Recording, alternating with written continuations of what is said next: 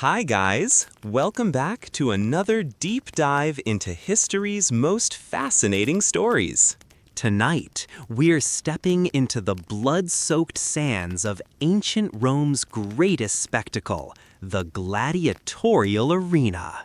This isn't just another tale of sword and shield, but the complete life story of one man who rose from the depths of slavery to become one of Rome's most celebrated warriors.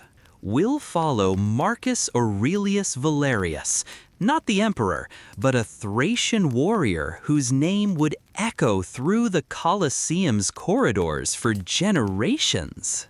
From his peaceful childhood in the mountains of Thrace, through his brutal capture and enslavement, to his transformation into a killing machine that Romans both feared and adored, this is a story of survival, brotherhood, love, and the ultimate price of freedom. We'll explore every aspect of gladiatorial life. The grueling training, the political machinations, the roaring crowds, and the moments of quiet humanity that existed even in Rome's most savage entertainment. So settle in as we journey back 2,000 years to experience the complete life of a Roman gladiator, told through the eyes of a man who lived it all. Okay, friends, before you settle in, if you enjoy this kind of deep dive content, then click the like button and don't forget to subscribe. And yes, leave a comment letting me know where you're watching from and what time it is there. I really enjoy seeing where everyone is listening from. Now dim the lights and turn on the fan. And let's dive into tonight's journey together.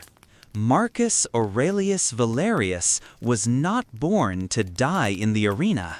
His story begins not in the slave markets of Rome, but in the rolling hills of Thrace, in a small village nestled between ancient oak forests and crystal-clear mountain streams. The year was 67 AD, and the Roman Empire stretched its mighty arms across the known world. But in the remote corners of Thrace, life moved to older rhythms that had persisted for countless generations before Roman eagles ever cast their shadows across barbarian lands. Marcus was born to Dacian parents who had fled south during one of Rome's many campaigns in their homeland, carrying with them nothing but their lives, their memories, and an unshakable determination to preserve their ancestral ways despite the encroaching influence of imperial civilization. His father, Decebalus, named for the great Dacian king who had defied Rome's legions for decades, was a skilled metalworker whose hands could coax magic from iron and bronze, crafting tools and weapons that were sought after throughout the region for their exceptional quality and durability. Decebalus had learned his craft from his own father, who had been court metalsmith to a Dacian chieftain before the Romans came with their organized destruction and systematic enslavement of anyone who dared resist their expansion. The forge behind their modest stone house was filled with tools that had been passed down through generations, each one bearing the marks of skilled hands and representing techniques that had been refined over centuries of practice. When Decebalus worked, heating metal until it glowed like captured sunlight and shaping it with precise hammer blows that rang across the valley like a blacksmith's song, he was continuing a tradition that connected him to ancestors who had worked iron when Rome was still a collection of mud huts beside the Tiber. His mother, Andrada, was known throughout the region for her healing knowledge and her ability to read the old signs in nature that most people had forgotten how to interpret. She could predict weather patterns by observing the behavior of birds, identify medicinal plants by their scent alone, and diagnose illnesses through a combination of careful observation and inherited wisdom that had been passed down from mother to daughter for generations beyond counting. Her garden behind their home contained herbs and plants from across the known world, carefully cultivated specimens that she had traded for or received as gifts from traveling merchants, each one chosen for its healing properties or its spiritual significance, according to the old beliefs. Andrada's reputation as a healer extended far beyond their village boundaries, drawing visitors from settlements days away who came seeking remedies for ailments that conventional medicine could not address. She would spend hours with each patient, not only examining their physical symptoms, but also listening to their stories, understanding their fears, and addressing the spiritual and emotional components of illness that she believed were often more important than the purely physical manifestations. Her methods combined practical medical knowledge with ritual and ceremony, creating a holistic approach to healing that treated the entire person rather than merely their symptoms. The village where Marcus spent his first 15 years was a place where Roman influence felt distant and abstract, like thunder heard from far away, threatening but not immediately dangerous. Here, children learned to track deer through morning mist by reading the subtle signs that animals left in their passage, to identify edible plants by their leaves and roots and seasonal availability, and to respect the old gods who were believed to dwell in sacred groves where ancient trees grew in circles that seemed too perfect to be natural. The rhythms of life were dictated by the seasons rather than by imperial decree, by the needs of crops and livestock rather than by the demands of distant bureaucrats who collected taxes and tributes but never provided anything useful in return. Marcus grew tall and strong under these influences, with the characteristic dark hair and piercing blue eyes of his Dacian heritage that marked him as different from the Mediterranean peoples who dominated the Roman world. His hands, like his father's, seemed naturally suited to craftsmanship and detailed work, but his heart was drawn to the stories the old warriors told around evening fires when the day's work was done and the village gathered to share food and conversation.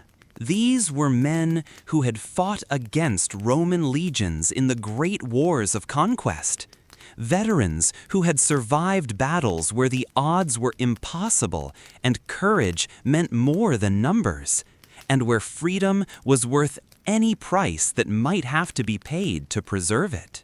These warriors spoke of tactics and strategies that had been developed through centuries of tribal warfare, techniques for fighting both individually and as part of organized groups that took advantage of superior knowledge of local terrain and weather conditions. They described battles where small groups of determined fighters had held off entire Roman cohorts by using mobility and deception, striking quickly and then disappearing into forests or mountains where heavy infantry could not follow effectively. Their stories were filled with heroes who had achieved legendary status through acts of courage and sacrifice that inspired entire generations to continue resistance against seemingly overwhelming odds. Marcus learned swordplay from his uncle Comacicus, a veteran of the Dacian Wars who carried scars from Roman Gladiator across his arms and chest like a map of all the battles he had survived. Comacicus had lost his left eye to a Roman spear thrust during the siege of a mountain fortress, and the socket was covered by a leather patch that gave him a fierce appearance that could intimidate enemies, but never frightened his nephew.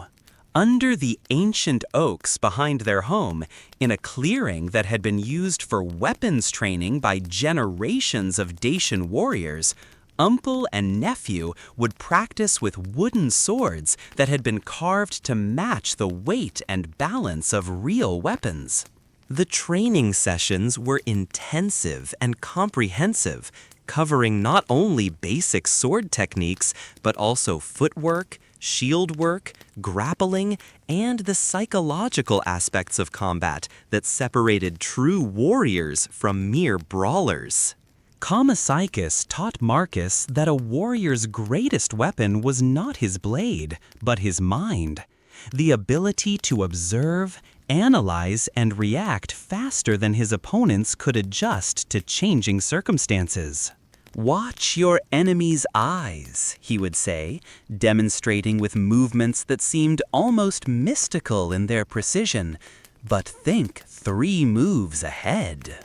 The Roman who can only see the next strike is already defeated because he cannot adapt when his first plan fails. These lessons seemed like games to young Marcus, preparation for hunting trips or village festivals where young men competed in contests of skill and strength, but they would later save his life countless times in the arena when split-second decisions determined the difference between victory and death. Commosychus also taught his nephew about honor and the warrior's code, explaining that true strength came not from the ability to kill, but from the wisdom to know when killing was necessary and when mercy was the more difficult but more honorable choice. The peaceful rhythm of village life was shattered on a gray morning in early spring when Marcus had just turned 16, at an age when Thracian boys traditionally began to be considered men and started taking on adult responsibilities within their community. Roman auxiliaries, led by a centurion named Gaius Brutus Maximus, who had built a reputation for efficiency in human harvesting operations, swept down from the mountain passes in a carefully planned slave hunting expedition that had been organized with military precision and supported by detailed intelligence about the village's defensive capabilities and population demographics. These raids were common along the empire's borders, where local populations could be harvested like crops to feed Rome's endless appetite for human labor in its mines, fields, workshops, and arenas. The attacking force consisted of approximately 200 auxiliary soldiers, mostly Germans and Gauls, who had been recruited into Roman service and who understood that their own survival depended on their effectiveness in carrying out orders that they might personally find distasteful. The raid had been planned for weeks, with scouts gathering information about the village's layout, population, defensive capabilities, and the daily routines that could be exploited to maximize surprise and minimize Roman casualties. The attack came at dawn, when most of the village was still waking up, and the normal sentries had been reduced to a skeleton watch because the previous day had been a festival celebrating the spring planting, leaving many people exhausted and sleeping more heavily than usual. Marcus heard his mother's scream first, a sound of terror and despair that cut through the morning air like a blade. Then the thundering of hooves and the harsh shouts of soldiers speaking Latin commands that he could barely understand, but whose meaning was unmistakably hostile and threatening. The young Thracian grabbed his father's sword, a beautiful weapon with a curved blade in the Dacian style that had been forged by his grandfather and passed down through 3 generations of warriors, and ran toward the sound of battle without stopping to consider the odds or to develop any kind of tactical plan. What he found would haunt his dreams for years to come, and would fundamentally change his understanding of the world and his place in it. Roman soldiers were systematically moving through the village, killing the old and infirm, while binding the young and strong with iron chains that had been specially designed for slave-taking operations, working with the kind of practiced efficiency that suggested they had performed this same operation many times before. His father Decibelus lay dead in their doorway, his smith's hammer still clutched in his bloody hand, evidence that he had fought to the end despite being overwhelmed by superior numbers. The ground around his body was stained with blood from both Roman and Dacian sources, indicating that he had managed to inflict casualties before falling. His mother was nowhere to be seen, though her healing herbs were scattered across their threshold like fallen tears, and Marcus never learned whether she had been killed or captured, an uncertainty that would torment him for the rest of his life. Marcus fought like a man possessed, his uncle's training guiding his blade as he struck down 2 auxiliaries before a net tangled his legs and a club struck his head. The last thing he saw before darkness claimed him was smoke rising from his burning home and the cold, calculating eyes of Centurion Maximus studying him like a piece of merchandise. When Marcus awoke, he was chained in the back of a slave wagon, his head pounding and his life as a free man forever ended. The journey to Rome took 6 weeks. 6 weeks of jolting wagon rides, meager rations, and the gradual understanding that everything he had known and loved was gone. The slave markets of Rome were an assault on every sense, a chaotic carnival of human misery that operated with the efficiency of any other commercial enterprise in the empire's vast economic system. The stench of unwashed human bodies packed together in confined spaces, mixed with the smell of exotic spices, burning incense, and the various foods being sold by vendors who catered to both the merchants and the curious spectators who came to browse the human merchandise. The cacophony of auctioneers shouting in a dozen languages competed with the crying of children, the prayers of condemned prisoners, and the harsh commands of guards who maintained order through the liberal use of whips and clubs. The sight of human beings being examined like livestock was Marcus's first taste of Rome's casual cruelty and its ability to transform the most fundamental aspects of human dignity into commercial transactions. Potential buyers would inspect slaves' teeth, muscles, and scars, discussing their relative merits and defects with the same objectivity they might use when purchasing horses or cattle. Women were subjected to particularly degrading examinations, while children were evaluated primarily for their potential as domestic servants or their suitability for specialized training in various skills. Marcus was purchased by Lucius Cornelius Balbus, a Lanista who owned one of Rome's premier gladiatorial schools, the Ludus Magnus, and who had developed an expert eye for identifying potential fighters among the constant stream of prisoners, criminals, and slaves who passed through the markets. Balbus had built his reputation and fortune through his ability to recognize fighting potential in unlikely candidates and to transform raw human material into profitable entertainment for Roman audiences.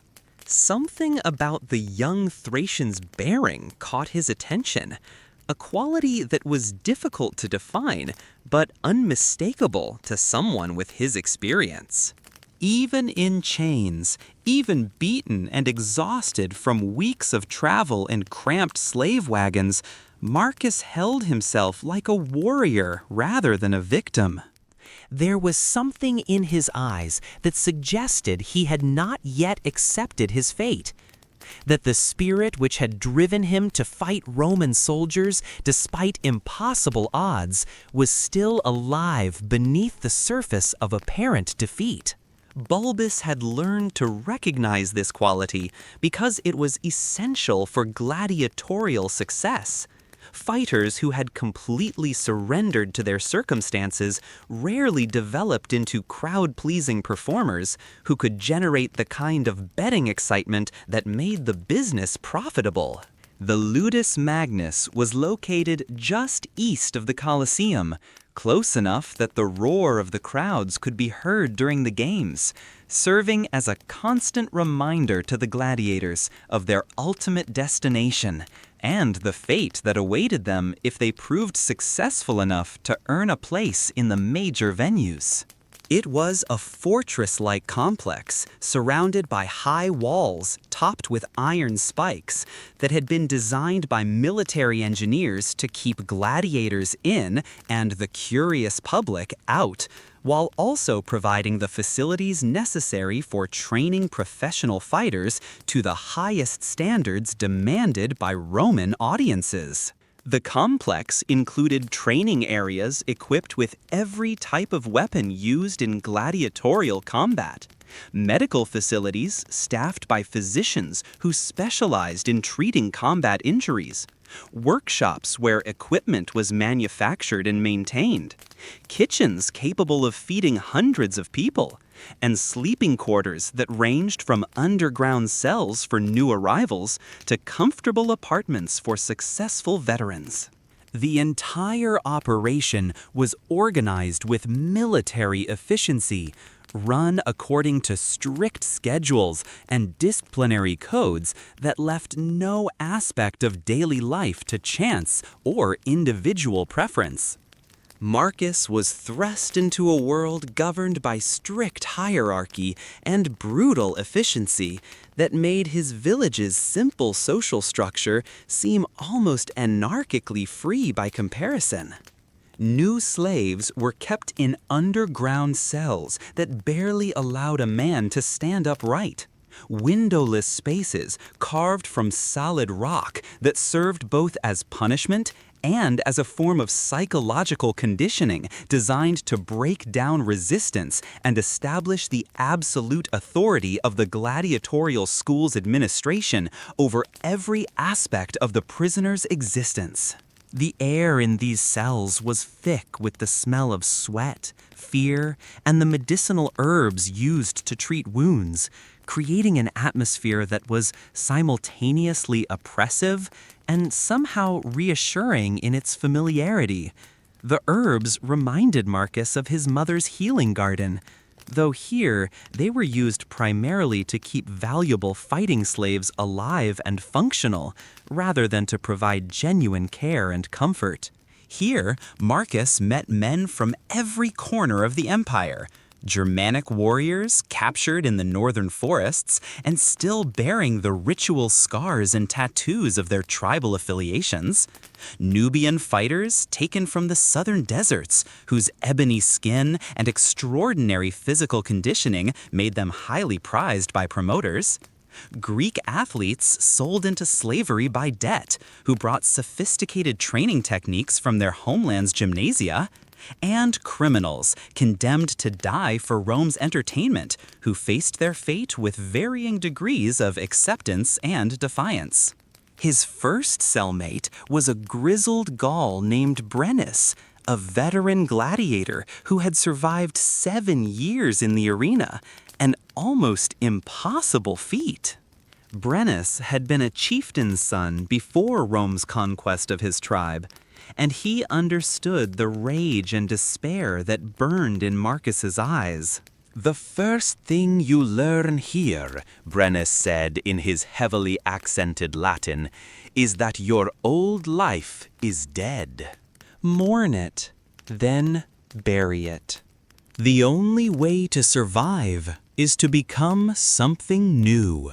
Brennus taught Marcus the unwritten rules of gladiatorial life. Never trust the trainers completely. Always watch your back around other gladiators. And remember that every man in the ludus was fighting for the same prize, the chance to live another day. Training began before dawn and continued until after sunset, following a regimen that had been developed over generations of gladiatorial schools and refined through careful observation of what techniques produced the most successful fighters. The gladiatorial schools were sophisticated operations that transformed raw human material into professional killers through a combination of physical conditioning, weapons training, psychological manipulation, and showmanship instruction that addressed every aspect of arena performance. The daily schedule was rigidly structured and allowed no time for idleness or contemplation that might lead to depression or rebellious thoughts. Gladiators rose before sunrise for a breakfast of barley porridge, beans, and dried fruit that provided the energy necessary for intensive training while keeping costs reasonable for the school's operators. The morning hours were devoted to physical conditioning, running, wrestling, weightlifting with lead ingots, and gymnastics that developed the flexibility and coordination essential for survival in combat. Marcus was classified as a thrax, a type of gladiator that fought with a curved sword and small shield, equipment similar to what he had known in his homeland, but modified according to Roman specifications that emphasized visual appeal and crowd entertainment value over pure fighting effectiveness. This classification was based partly on his Thracian heritage, but primarily on his physical characteristics and fighting style, as evaluated by the school's trainers during his first weeks of basic instruction. His training master was a former gladiator named Quintus Servius Brutus, a scarred Roman who had earned his freedom after 12 years in the arena, and who now made his living by passing on his hard-won knowledge to the next generation of fighters. Brutus was a harsh but fair teacher who understood that his students' lives depended on the quality of his instruction, and who took pride in the survival rate of gladiators who had trained under his supervision. He had developed teaching methods that combined traditional Roman military discipline with innovations of his own devising, creating a comprehensive system that addressed both the technical and psychological aspects of gladiatorial combat. The physical conditioning was brutal beyond anything Marcus had imagined, designed to push the human body to its absolute limits and then slightly beyond, creating reserves of strength and endurance that could mean the difference between life and death in the arena. Gladiators were fed a high-energy diet of barley, beans, and dried fruit that was calculated to build muscle and endurance while providing the nutrients necessary for rapid recovery from training injuries, though the food was plain and monotonous compared to the varied diet Marcus had enjoyed in his village. The daily routine included hours of exercises with weapons that were deliberately made twice the weight of those used in actual combat, building strength and speed while creating muscle memory that would function automatically under the stress of life or death situations. Marcus learned to fight with a sicca, the curved Thracian sword that gave his fighting classification its name, while managing a small square shield called a parmula that required different techniques than the larger shields used by other gladiator types.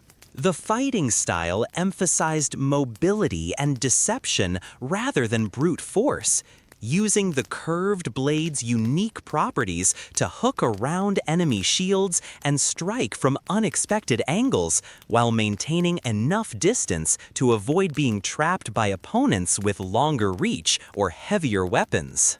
The techniques were elegant and sophisticated, refined through generations of gladiatorial combat, and incorporating lessons learned from actual battlefield experience as well as arena encounters.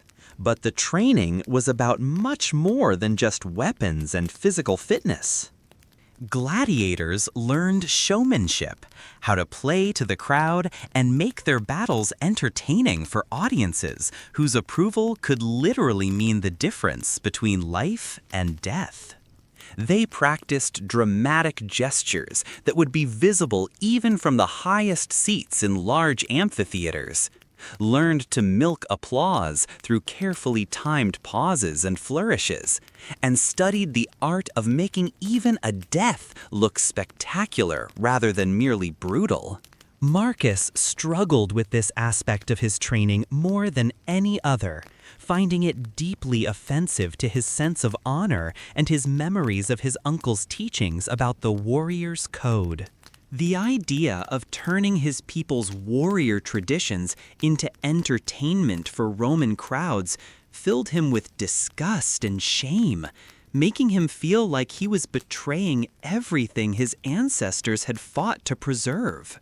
But Brutus was relentless in his instruction, understanding that his student's life depended on mastering these performance skills regardless of how distasteful they might seem. "Your pride is a luxury you cannot afford," he would say. The crowd's approval means life. Their boredom means death. Learn to give them what they want, or prepare to die for your principles. As months turned to years, Marcus transformed from a village boy into a formidable fighting machine, whose reputation within the ludus began to attract attention from trainers and administrators who were constantly evaluating their human assets for potential profitability. His body grew dense with muscle that had been built through countless hours of intensive training. His reflexes became lightning quick through repetitive drills that had been designed to create automatic responses to dangerous situations. And his understanding of combat deepened beyond mere technique to include psychology, strategy, and the subtle art of reading opponents' intentions through observation of their posture, breathing, and eye movements. He learned to read his opponents in the first few seconds of a fight, to identify their weaknesses and preferred tactics through careful analysis of their stance, equipment, and initial movements, and to exploit those weaknesses ruthlessly before they could adapt to his own fighting style. More importantly, he learned to manage fear. Not to eliminate it entirely, which was impossible and probably undesirable, but to channel it into focus and aggression that could be used as weapons against opponents who might be physically superior but psychologically less prepared. The psychological aspects of gladiatorial training were as important as the physical elements, involving techniques for maintaining mental stability under extreme stress and for projecting confidence even when facing superior opponents or overwhelming odds. Trainers worked to break down the social conditioning that made most people reluctant to kill, replacing it with the kind of focused aggression that could function effectively in combat situations while still maintaining enough self-control to follow arena rules and provide entertaining spectacle for crowds. Marcus also received instruction in basic medical care, learning to recognize and treat the kinds of wounds that were common in gladiatorial combat, and in equipment maintenance, understanding how to keep weapons sharp and armor functional under the demanding conditions of regular use. These practical skills were essential for survival, since gladiators were expected to maintain their own equipment and to provide basic medical care for minor injuries that did not require professional attention from the ludus physicians. His first fight came after 2 years of training. The ludus magnus held internal contests to evaluate new gladiators before they were deemed ready for public games. Marcus was matched against a veteran Samnite gladiator named Gaius Oppius, a man who had already won 15 fights. The bout took place in the training arena, watched by Balbus and several potential buyers. Marcus remembered his uncle's words about watching his enemy's eyes and thinking 3 moves ahead. The Samnite was skilled but predictable, relying on strength and experience rather than innovation.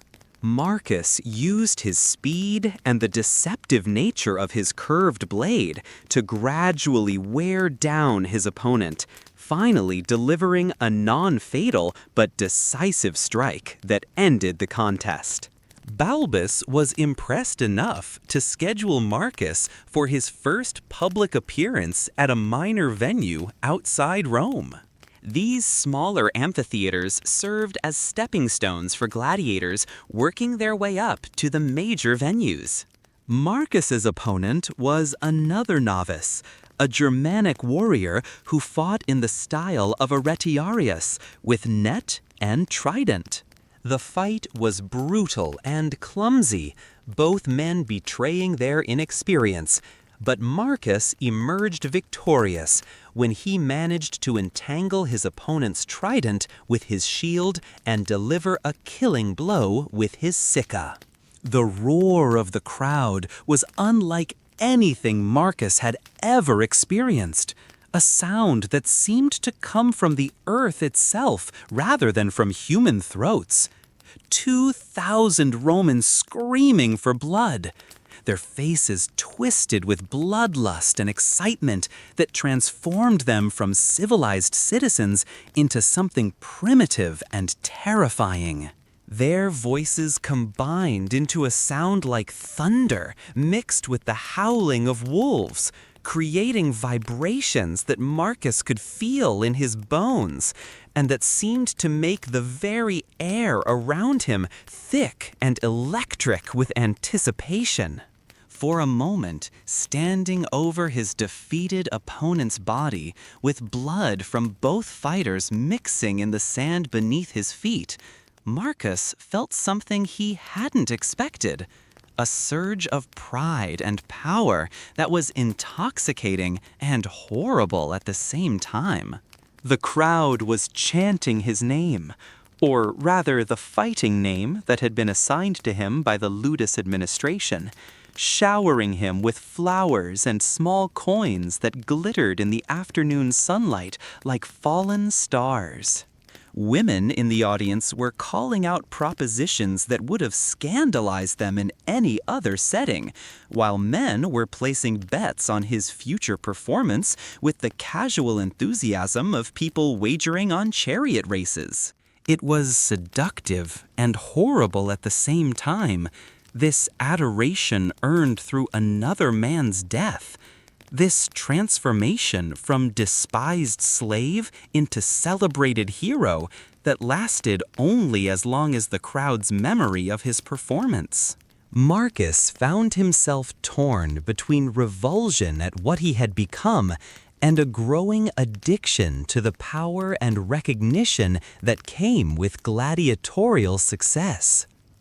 The internal conflict would plague him throughout his career, as he struggled to reconcile his sense of honor and his memories of his previous life with the brutal realities of survival in Roman society. The aftermath of his first public victory brought changes to Marcus's status within the ludus that were both welcome and troubling. Victory in the arena brought certain privileges that were designed to motivate gladiators to fight more effectively, But they also served to isolate successful fighters from their less fortunate colleagues, and to create a hierarchy within the gladiatorial community that could breed resentment and conflict. Successful gladiators were moved to better quarters, allowed more freedom of movement within the ludus, and given access to better food and medical care. Marcus found himself with his own cell, small but private, and the right to keep personal possessions. He used this privilege to acquire writing materials and began keeping a journal, recording his thoughts and experiences in the Latin he had learned from necessity. These writings would become his way of maintaining connection to his inner self, even as his outer life was shaped by the demands of the arena.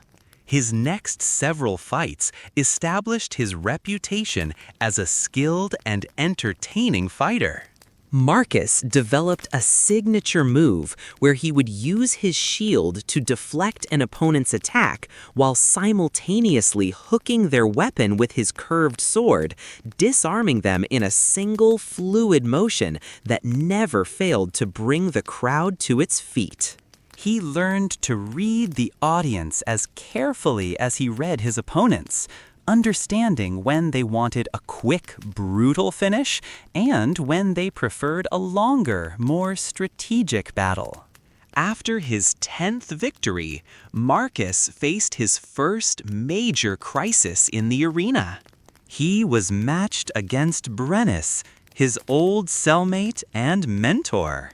The fight was scheduled for the Circus Maximus during the Festival of Saturnalia before a crowd of nearly 250,000 Romans. The irony was not lost on either man, the student facing the teacher, the young warrior against the old. They had trained together, shared stories, and developed the kind of bond that only exists between men who face death regularly. The night before the fight, Brennus came to Marcus's cell. The old Gaul looked tired, his scars more prominent in the lamplight. "I want you to know," he said quietly, "that I'm proud of what you've become. You've learned well. Perhaps too well." Marcus tried to speak, but Brennus held up a hand. "Tomorrow, one of us dies. That's the way of things. But remember what I told you when you first arrived. Your old life is dead. Tomorrow, if you survive, another life dies too. The student becomes the master. Don't mourn too long." The fight itself was a masterpiece of skill and strategy.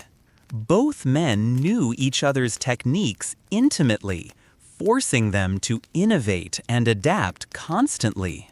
The crowd watched in awed silence as teacher and student displayed the highest level of gladiatorial combat. The battle lasted over an hour, both fighters bleeding from numerous wounds, neither able to gain a decisive advantage. Finally, age and old injuries began to tell on Brennus. His movements became a fraction slower, his responses a heartbeat delayed. Marcus saw his opening and took it, his Sicca finding the gap in Brennus's armor just below the ribs. As Brennus fell, he looked up at Marcus and smiled. "Well done, boy," he whispered. "Live free." The crowd erupted in appreciation for one of the greatest gladiatorial contests they had ever witnessed. Marcus stood over his mentor's body, feeling simultaneously triumphant and hollow. He had won his greatest victory, but at the cost of the man who had taught him how to survive. It was a lesson in the ultimate loneliness of the gladiatorial life. The victory over Brennus elevated Marcus to the first rank of gladiators. He was now considered a star attraction, worthy of the major venues and important games. His quarters improved again. He was given a small apartment within the ludus, complete with a window that looked out over Rome's sprawling streets. He was allowed visitors, though few came, except for physicians, barbers, and occasionally wealthy Romans who paid for the privilege of meeting famous gladiators. It was during this period that Marcus met Julia Camilla, a young patrician woman who had developed an obsession with gladiatorial games. Julia was the daughter of Senator Marcus Junius Camillus, a powerful man with interests in several gladiatorial schools. She had convinced her father to arrange a private meeting with the famous Thracian gladiator, claiming academic interest in barbarian fighting techniques. In reality, Julia was one of many upper-class Roman women who were fascinated by the combination of danger and exotic masculinity that gladiators represented. Their first meeting took place in the ludus's reception room, a space that had been carefully designed to impress visitors with displays of weapons, armor, and paintings depicting famous gladiatorial victories throughout Roman history. The room served multiple purposes.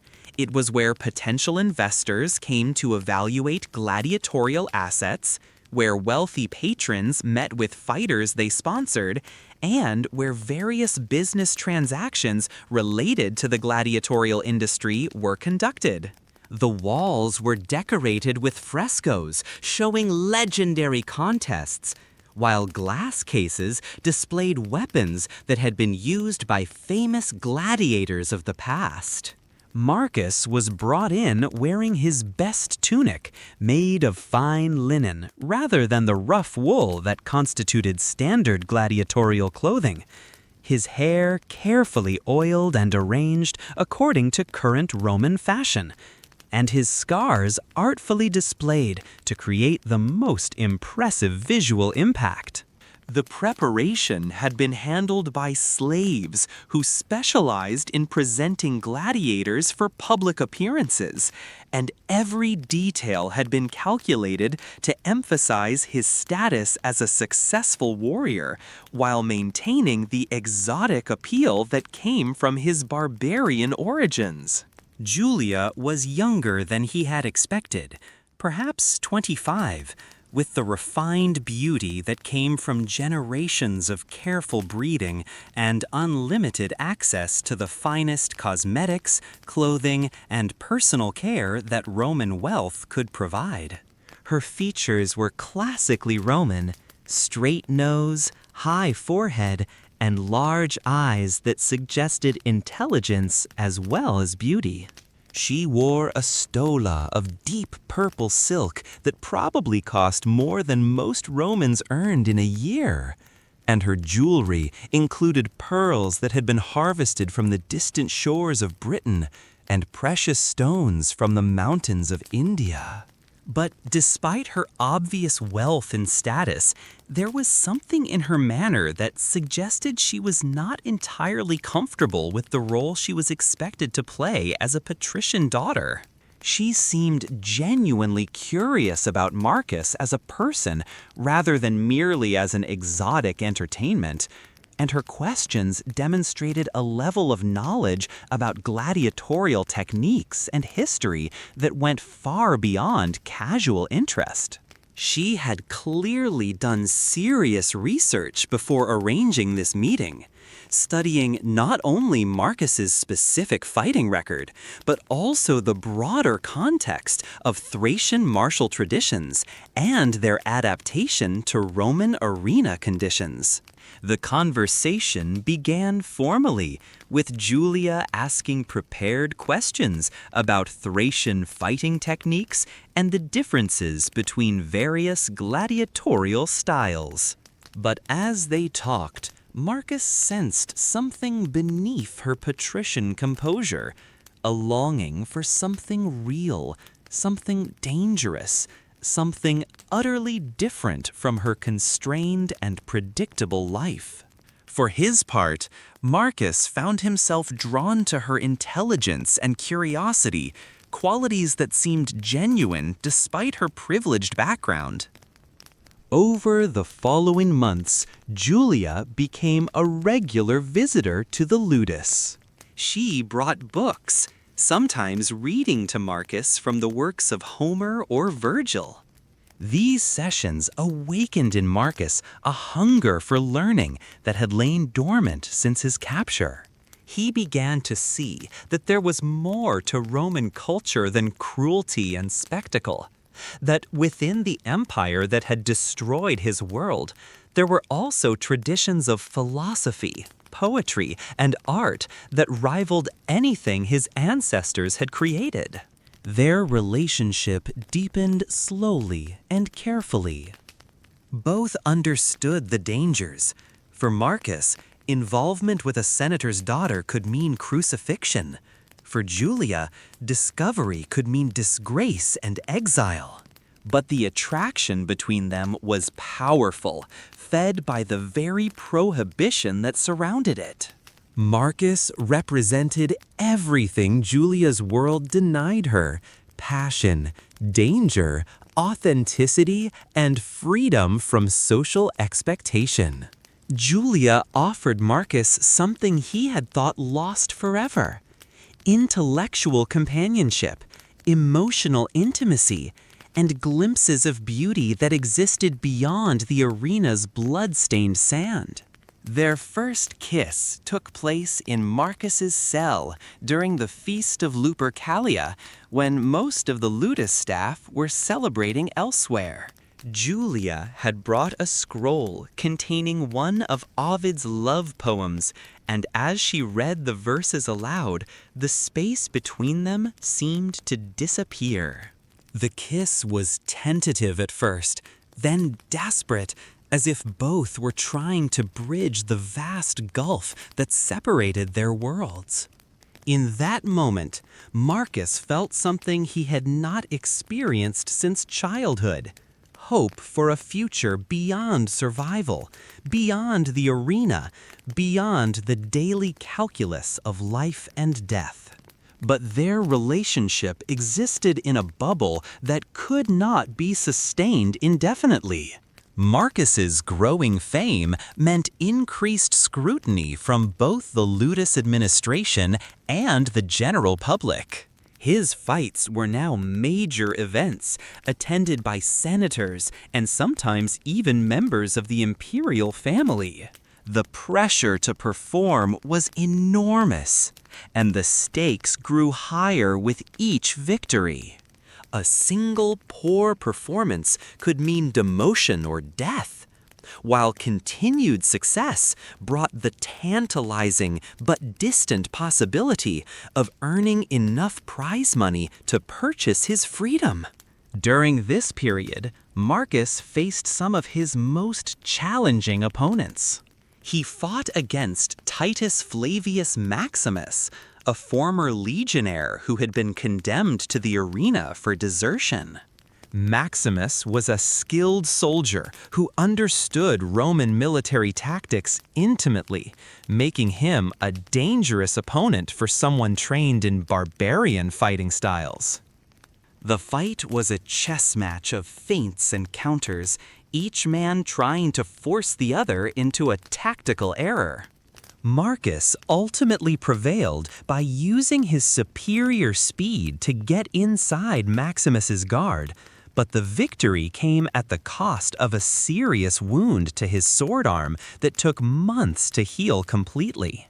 Another memorable contest was against a pair of Germanic brothers who fought as a team in the rare style of Demochairus, using two swords simultaneously. The fight was scheduled for the opening of a new amphitheater in Capua, and Marcus was given special permission to modify his fighting style for the occasion. He chose to fight with both his traditional Sika and a gladius borrowed from a fallen opponent, creating a hybrid technique that combined Thracian mobility with Roman efficiency. The battle was a whirlwind of steel, with Marcus forced to constantly move to avoid being trapped between his two opponents. He managed to separate them by using the arena's architecture to his advantage, then defeated them one at a time. Each victory brought Marcus closer to the magic number, 30 wins, the traditional requirement for earning the wooden sword that symbolized freedom. But as his fame grew, so did the quality of his opponents. Promoters knew that matching famous gladiators against each other generated the biggest crowds and the most betting activity. Marcus found himself facing not desperate criminals or untrained slaves, but professional fighters at the peak of their abilities. The most significant of these contests was against Spartacus Magnus, a gladiator who had taken the name of the famous rebel leader. Magnus was a Gaul who fought in the heavily armored style of a murmillo, carrying a large rectangular shield and a straight sword. He was undefeated in 18 fights and had developed a reputation for brutality that extended beyond the arena to his treatment of fellow gladiators. Magnus represented everything Marcus despised about gladiatorial culture: the elevation of cruelty for its own sake, the abandonment of honor in favor of spectacle. The fight between Marcus and Magnus was scheduled for the anniversary of Emperor Vespasian's accession, making it one of the most important gladiatorial events of the year. The Colosseum was packed with spectators, ranging from senators in the front rows to plebeians in the highest seats. Emperor Vespasian himself was in attendance, along with his son Titus and most of the imperial court. The pressure on both gladiators was enormous. This was the kind of fight that could make or break a career. From the opening moments, it was clear that Magnus intended to use his size and armor advantage to wear Marcus down. The Gaul pressed forward aggressively, using his large shield as both defense and weapon, trying to force Marcus against the arena wall where his mobility would be compromised. Marcus responded by using his speed to stay in the center of the arena, making quick attacks against Magnus's less protected areas, and then dancing away before the heavier gladiator could respond. The fight lasted nearly 2 hours, with both men showing signs of exhaustion as the afternoon sun beat down mercilessly. The crowd was on its feet constantly, roaring approval for particularly skillful exchanges. Marcus's strategy was working. Magnus was tiring under the weight of his armor, his movements becoming sluggish. But the Gaul was also becoming more desperate, taking greater risks in his attempts to land a decisive blow. The turning point came when Magnus attempted a particularly aggressive charge, hoping to pin Marcus against the arena wall. Marcus waited until the last possible moment, then sidestepped and used his curved sword to hook Magnus's shield, pulling the heavier man off balance. As Magnus stumbled, Marcus delivered a precise thrust that found the gap between the Gaul's helmet and shoulder armor. Magnus collapsed, blood flowing from the mortal wound, and the crowd erupted in one of the loudest displays of approval in the Colosseum's history. Victory over Magnus established Marcus as one of Rome's premier gladiators, But it also brought unwanted attention from Emperor Vespasian. The emperor was a practical man who understood the political value of popular gladiators, and he decided that Marcus should become part of his personal stable of fighters. This meant transferring ownership from Balbus to the imperial household, a move that brought prestige but also increased danger.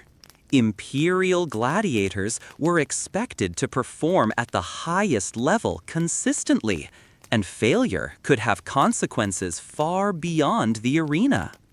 The transfer also meant that Marcus's relationship with Julia became even more precarious.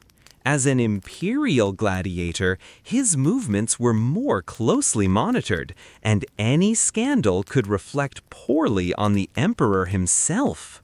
Julia understood the changed circumstances and tried to end their relationship, but neither of them could resist the powerful attraction that bound them together. They continued to meet secretly, though less frequently, and always with the knowledge that discovery could mean death for both of them. Marcus's 25th victory came against a criminal named Gaius Verus Maximus, a former tax collector who had been condemned to the arena for embezzling funds meant for the military. Maximus was not a trained fighter, but he was cunning and desperate, making him unpredictably dangerous. The fight was notable not for its skill, but for its brutality.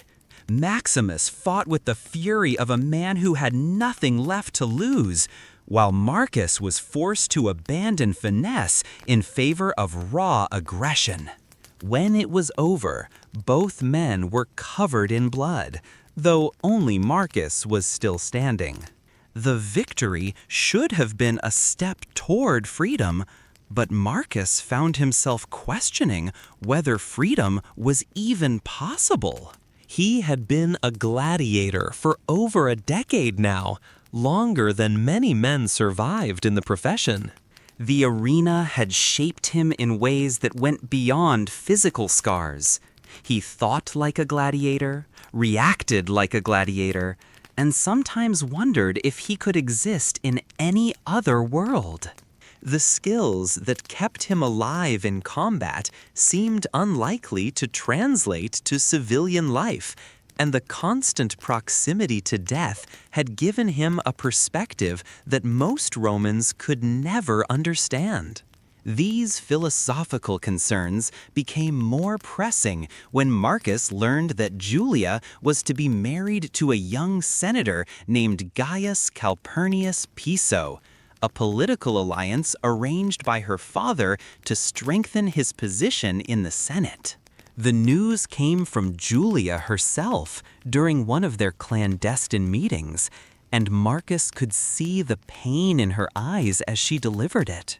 The marriage would take place within 6 months, after which any relationship between them would become impossible to maintain, even in secret. The approaching separation forced both Marcus and Julia to confront the reality of their situation.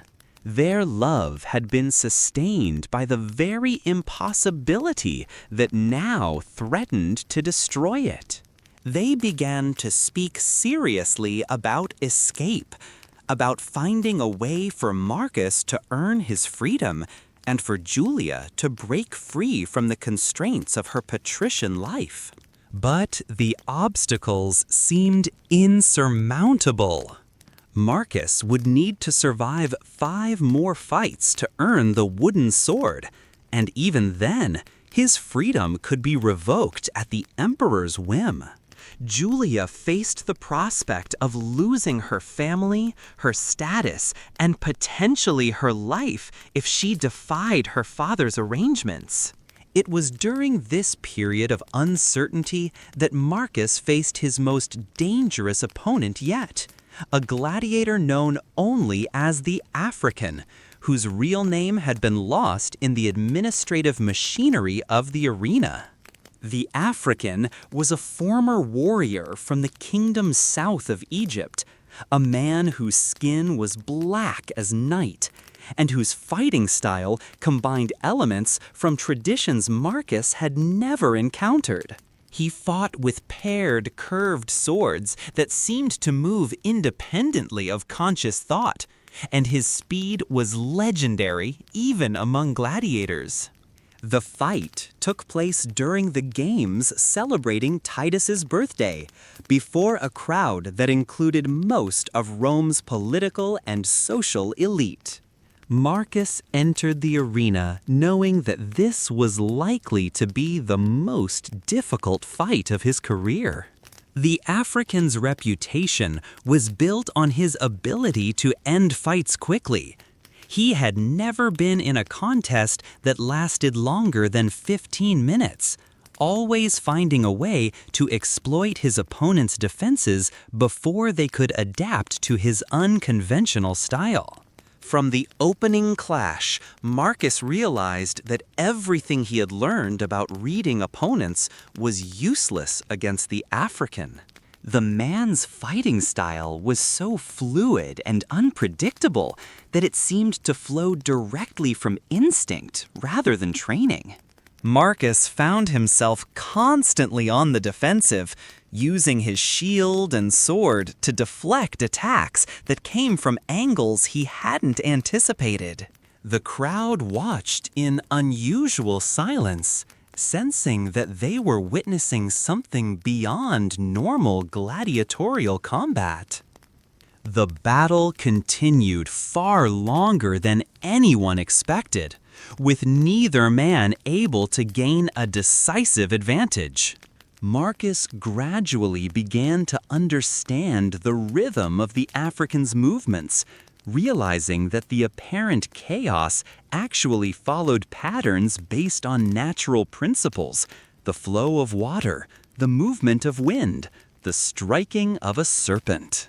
Once he grasped this underlying structure, Marcus was able to begin predicting and countering his opponent's attacks.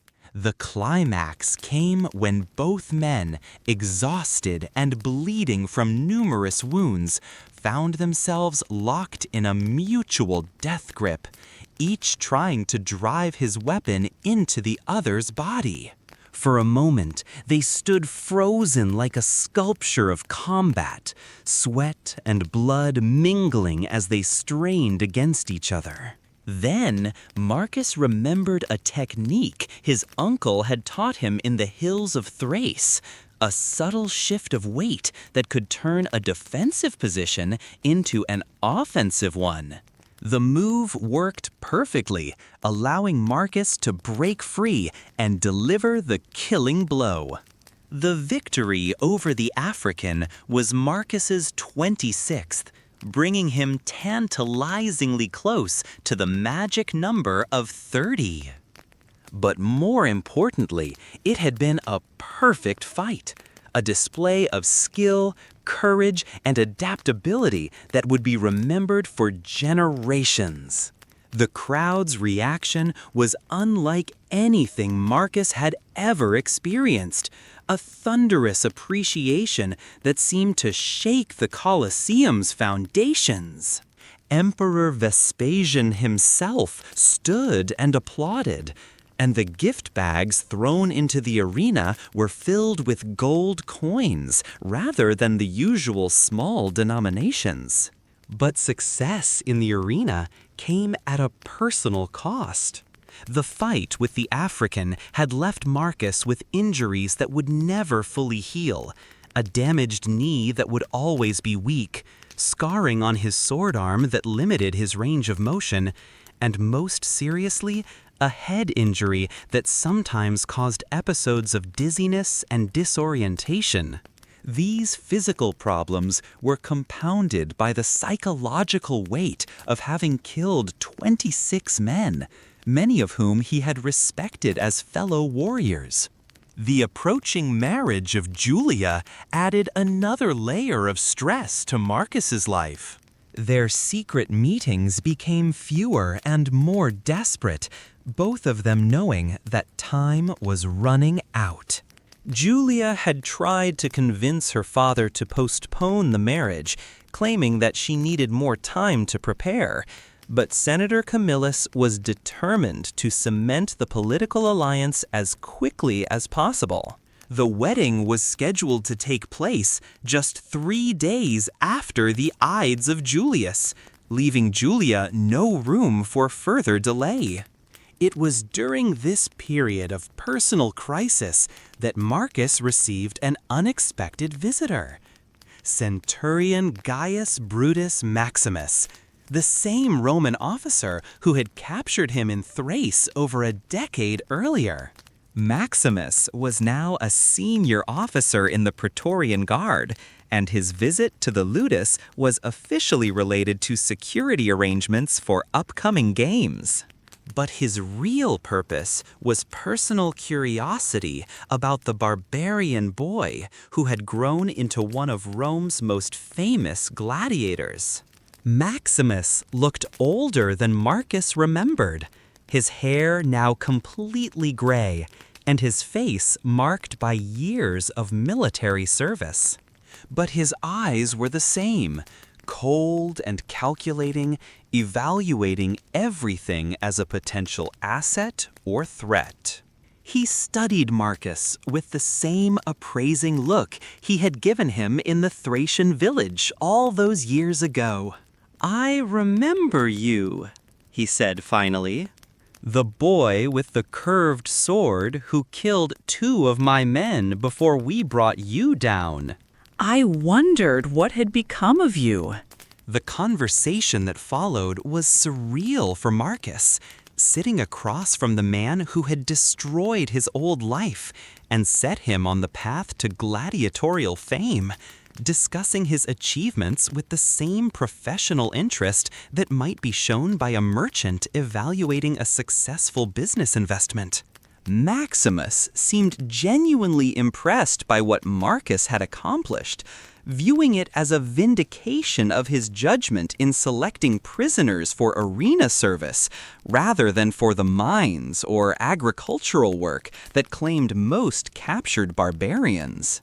"You've done well for yourself," he said, settling back in his chair with the confident posture of a man who had spent decades making life-and-death decisions for other people. "Better than most senators' sons, if we're being honest about it. The emperor speaks highly of your skills, and that's not something he does lightly. Vespasian has seen enough gladiators to know the difference between genuine ability and mere spectacle." The centurion paused to sip from a cup of wine that had been provided by attentive servants, his eyes never leaving Marcus's face as he evaluated the gladiator's reactions to this unexpected praise.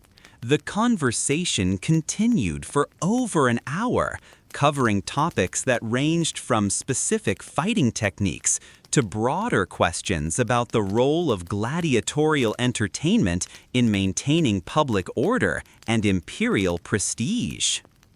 Maximus demonstrated a sophisticated understanding of arena politics and economics, explaining how successful gladiators served multiple functions within Roman society, as entertainers, as symbols of imperial power, as outlets for public bloodlust that might otherwise be directed against the government, and as examples of how Rome could transform even its enemies into valuable assets. But there was a purpose behind the visit that went beyond mere curiosity or social courtesy. Maximus had been tasked by Emperor Vespasian to evaluate the loyalty and reliability of the imperial gladiatorial stable, following intelligence reports that suggested some fighters might be involved in underground political movements that could pose a threat to imperial stability. The concern was not entirely unfounded, Gladiators had historically been involved in several significant rebellions, and their combination of fighting skills, popular appeal, and access to weapons made them potentially dangerous if their loyalty to the empire wavered. Recent intelligence had suggested that some gladiators might be involved in supporting remnants of various defeated enemies of Rome: Gallic nationalists who still dreamed of independence, Jewish zealots who had survived the destruction of Jerusalem, Germanic tribes who continued to resist Roman expansion, or even domestic political factions who opposed the current imperial dynasty.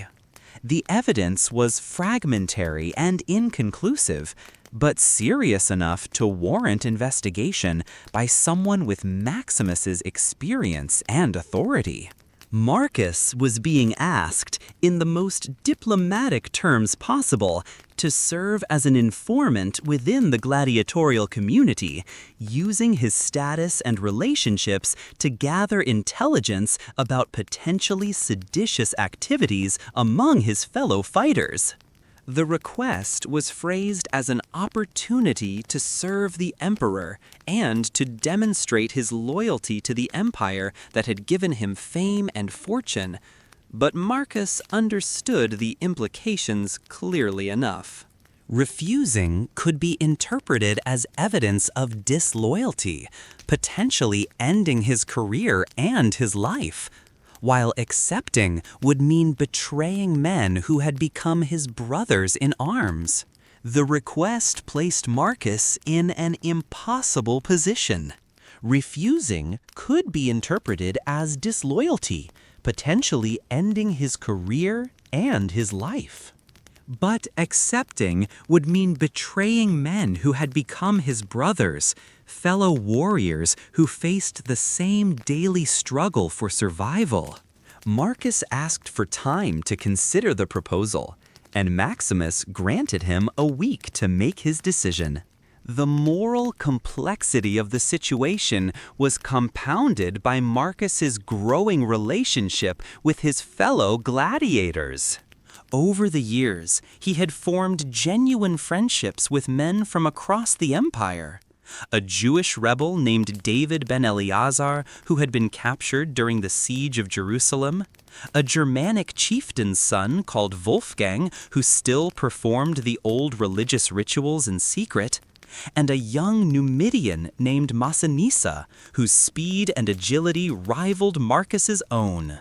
These men had become his family, bound together by shared danger and mutual dependence. The question of loyalty was further complicated by Marcus's evolving understanding of Roman society, which had grown far more nuanced and complex during his years in the Ludus and his relationship with Julia. Through his exposure to Roman literature, philosophy, and culture, he had come to see that the empire was not the monolithic oppressor he had imagined as a young man filled with the righteous anger of a conquered people.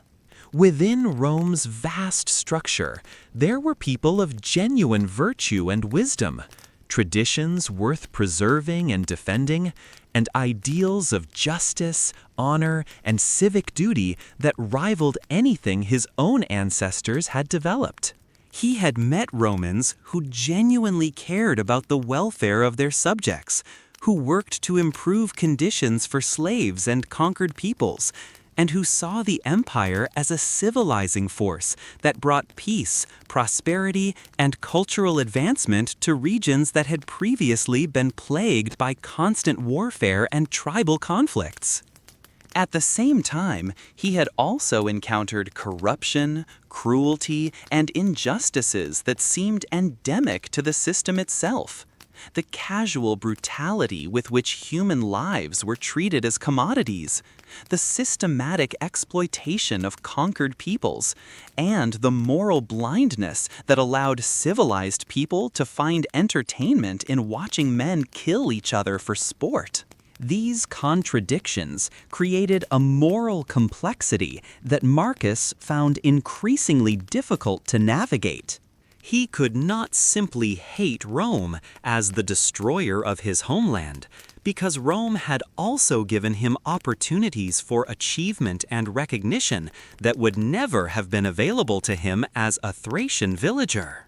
He could not completely embrace Roman values because they were built on foundations of conquest and slavery that had destroyed everything he had originally held dear. He found himself occupying an uncomfortable middle ground, appreciating Roman achievements while remaining critical of Roman methods, benefiting from imperial institutions while maintaining emotional loyalty to his conquered people. As Marcus wrestled with Maximus's request, trying to find a course of action that would preserve his own safety while not betraying his principles or his friends, he received devastating news that changed everything about his situation and forced him to confront the reality that his personal happiness had always been secondary to larger political forces beyond his control. The news came through Julia herself during one of their clandestine meetings, and he could see the pain and desperation in her eyes as she delivered information that would shatter both of their dreams of a possible future together. Her father had discovered their relationship through one of his household spies, and his reaction had been swift and brutal. Julia had been confined to the family villa under guard, and Senator Camillus was making arrangements to have Marcus killed in what would appear to be a training accident. The message came through a loyal slave who risked his own life to deliver it, and it included a desperate plea from Julia for Marcus to flee Rome immediately. But escape was virtually impossible for an imperial gladiator. Marcus's movements were closely monitored, and any attempt to leave the city would trigger a massive manhunt. His only hope lay in accelerating his path to freedom through the arena, winning his remaining 4 fights as quickly as possible, and hoping that his wooden sword could be earned before Senator Camillus's plans came to fruition. It was a desperate gamble, but the only alternative was certain death. Marcus's 27th victory came against a veteran retiarius named Lucius Domitius Calvus, a fighter who had been a contemporary of Brennus and who possessed the kind of experience that could only be earned through years of survival.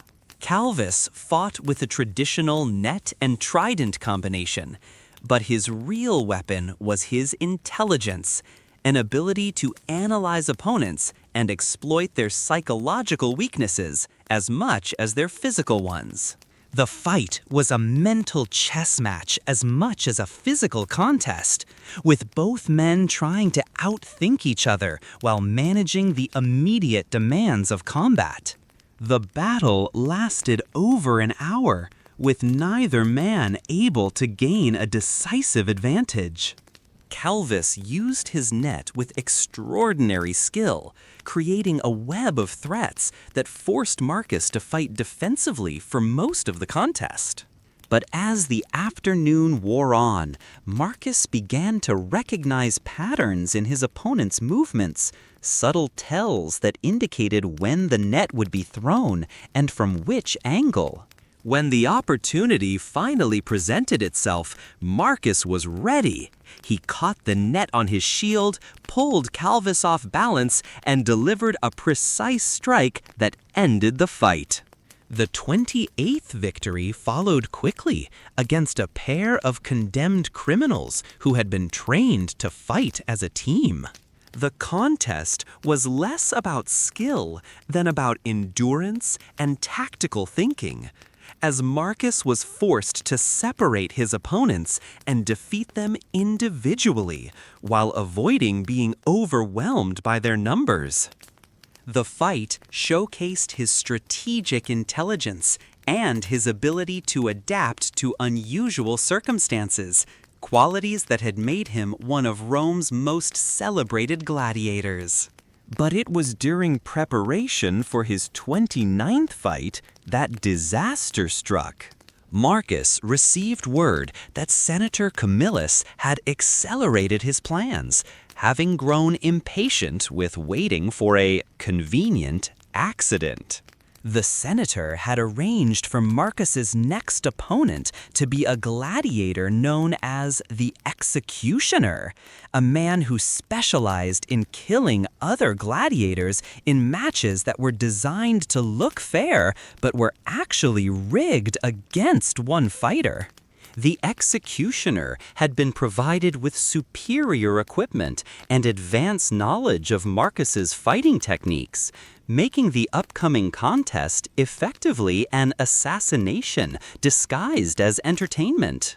The news came from an unexpected source, Wolfgang, the Germanic gladiator who had overheard conversations between the ludus trainers and several of Senator Camillus's agents. Wolfgang had become suspicious when he noticed unusual activity around Marcus's equipment and training schedule, and his investigation had uncovered the plot. The information came just 2 days before the scheduled fight, leaving little time for Marcus to prepare countermeasures.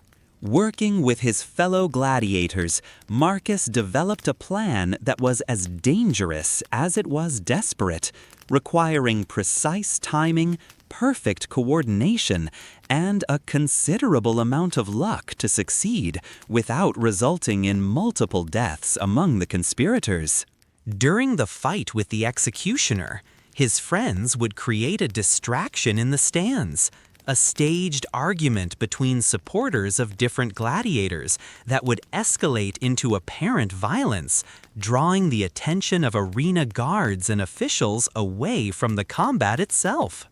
The distraction had to be convincing enough to fool experienced security personnel, but not so realistic that it resulted in actual injuries or arrests.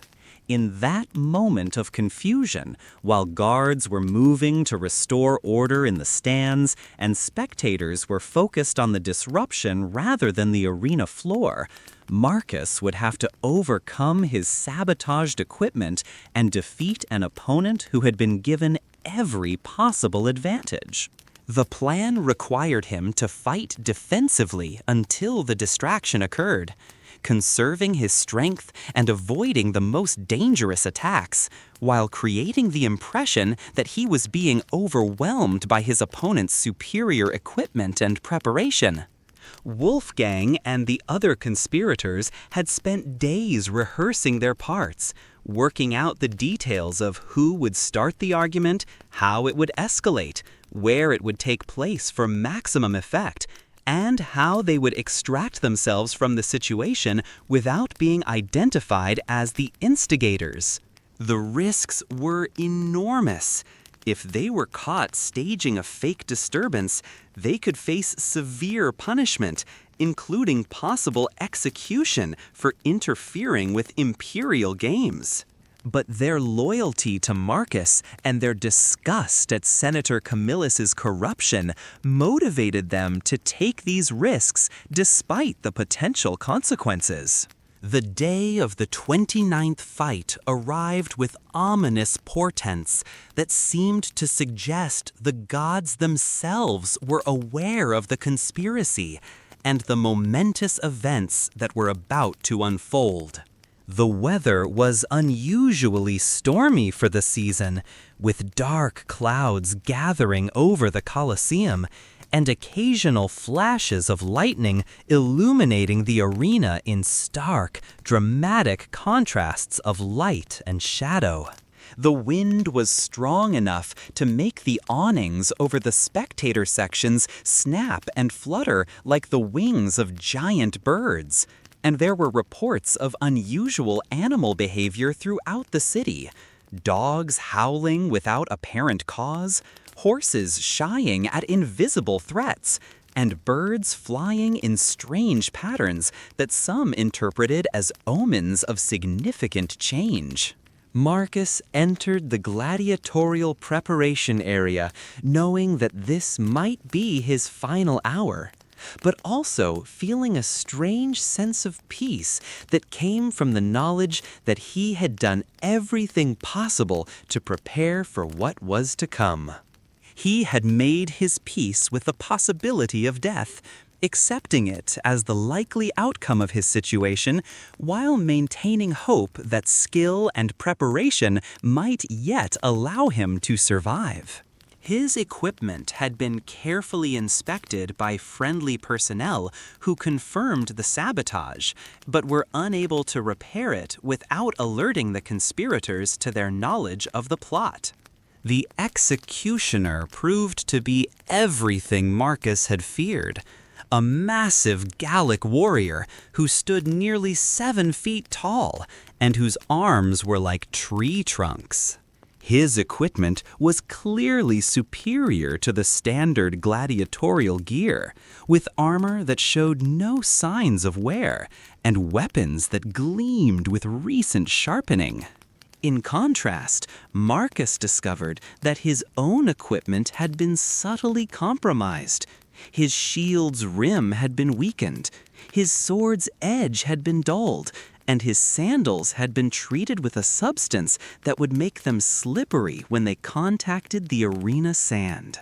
The fight began with the executioner immediately pressing his advantage, using his superior size and equipment to force Marcus into desperate defensive maneuvers. The weakened shield cracked on the third parry, forcing Marcus to rely almost entirely on his sword and his mobility. The compromised sandals made his footing treacherous, and twice he nearly fell while attempting his signature evasive moves. But Marcus had anticipated these problems and had developed contingency strategies during his brief preparation time. He deliberately led the executioner toward the area of the arena where Wolfgang and the other gladiators had arranged their distraction. Right on schedule, a loud argument erupted in the stands, complete with thrown objects and apparent violence. As guards moved to restore order, Marcus made his move. Using a technique he had learned from the African, Marcus feinted a retreat and then suddenly reversed direction, getting inside the executioner's guard before the larger man could react. His dulled sword might not have been able to penetrate good armor, but it could still find the gaps. And Marcus's knowledge of anatomy allowed him to target the precise spot where the neck met the shoulder. The blow was perfectly placed, severing major blood vessels and dropping the executioner instantly. The crowd erupted in appreciation for what they believed had been a brilliant tactical victory against overwhelming odds. They had no knowledge of the sabotage or the political machinations behind the fight. To them, Marcus had simply demonstrated why he was considered one of Rome's greatest gladiators. Emperor Vespasian himself rose to acknowledge the victory, and the shower of gold coins that followed was unprecedented in its generosity. But the victory came at a terrible personal cost. As Marcus stood over the executioner's body, acknowledging the crowd's applause, he spotted Senator Camillus in the imperial box. The senator's face was a mask of barely controlled rage, and Marcus knew that the failure of his assassination plan would only make him more determined to find another way to eliminate the gladiator who had dared to court his daughter. The political situation became even more complex when Marcus was summoned to meet with Centurion Maximus the day after his victory. The Praetorian officer had been investigating the unusual circumstances surrounding the fight with the executioner, and his inquiries had uncovered evidence of Senator Camillus's involvement in the sabotage. Maximus presented Marcus with a choice: provide information about potential seditious activities among the gladiators, and the centurion would ensure that Senator Camillus faced consequences for his illegal interference in imperial games. Refuse, and Marcus would be left to face the senator's continued hostility without protection. The moral complexity of the situation was agonizing for Marcus. Accepting Maximus's offer would mean betraying his fellow gladiators, but it might also be the only way to protect Julia and secure some measure of justice for the attempt on his life. After wrestling with the decision for days, Marcus made a choice that he hoped would minimize harm while serving his own survival needs. He agreed to provide information, but only about genuinely dangerous activities, not about the minor infractions and harmless traditions that characterized most gladiatorial life. The arrangement proved to be more beneficial than Marcus had expected, creating a complex web of mutual obligation and shared interest that provided him with a degree of protection he had not enjoyed since his capture in Thrace. His intelligence about a planned escape attempt by several criminal gladiators who had been planning to kill their guards and fight their way out of Rome helped prevent a riot that could have resulted in dozens of deaths and massive property damage, while also allowing the authorities to arrest the ringleaders before they could put their desperate plan into action. The escape plot had been more sophisticated than typical gladiatorial rebellion attempts, involving coordination with outside accomplices who were prepared to provide weapons, horses, and safe passage to friendly territory beyond Roman reach. The criminals had planned to take hostages from among the Ludus staff and to use the confusion of a scheduled public execution to create maximum chaos and distraction.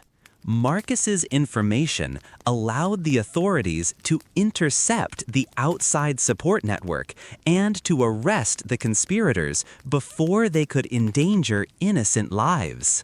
In return for this valuable intelligence, Maximus used his considerable influence within the Praetorian Guard and the imperial administration to ensure that Senator Camillus faced serious consequences for his illegal interference in imperial games.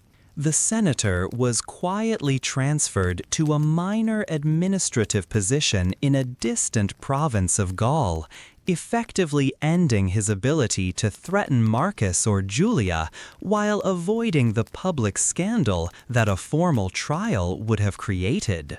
The transfer was presented as a routine reassignment, but everyone involved understood its true nature as punishment for overstepping the boundaries of acceptable behavior.